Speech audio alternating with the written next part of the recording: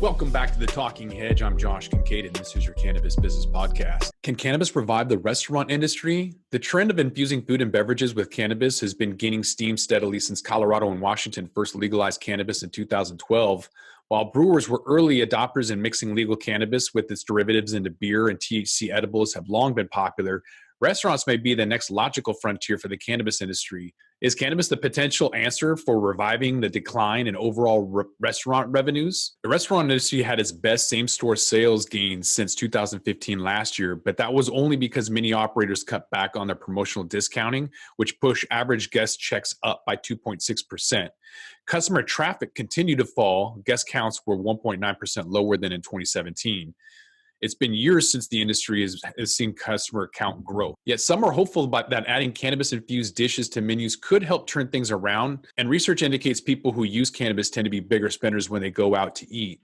A report from Technomic found that 63% of cannabis users said they eat more food when they have used cannabis before dining out, while only 5% said they ate less, and 28% said they drank more alcohol too. The demographic profile of the average frequent cannabis user is also attracted to restaurants. They tend to be younger, around 21 to 34, with annual incomes placing them in the middle to upper class income brackets of 35 to 100,000.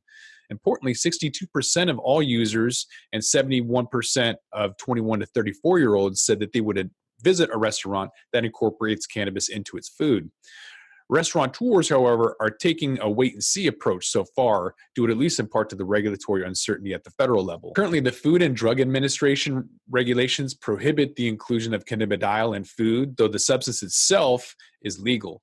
The agency reiterated last December that Congress had given it the authority to regulate cannabis and noted that it had sent warning letters to some companies who have touted the alleged health benefits of their CBD products in violation of FDA regulations. It also said it had sent some warning letters because the companies were using CBD as an ingredient in food.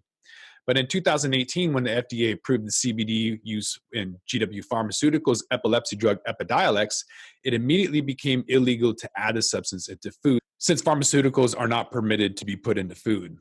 However, the agency has also acknowledged that there's a broad consumer interest in making CBD and other compounds more widely available, and said it was considering whether it should look into changing the rules.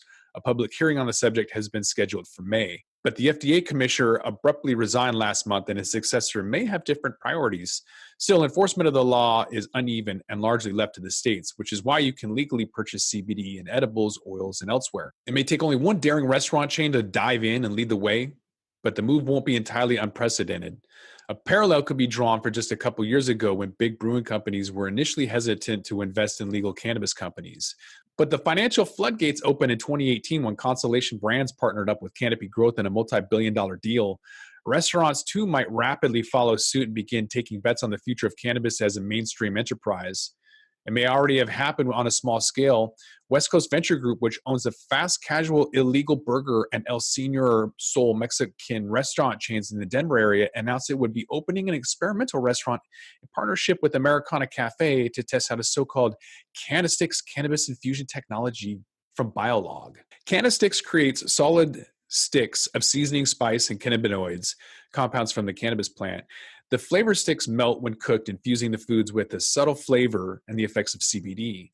So long as cannabis or even CBD remains illegal or use restricted at the federal level, it's unlikely that national restaurant chains will put it on the menu. A spokesman for the Whole Foods market said that grocery store chains will not sell products containing CBD until all issues regarding the regulatory status are completely resolved to our satisfaction. So that sentiment is probably being echoed in restaurant company boardrooms everywhere. So don't look for cannabis to turn the industry green anytime soon.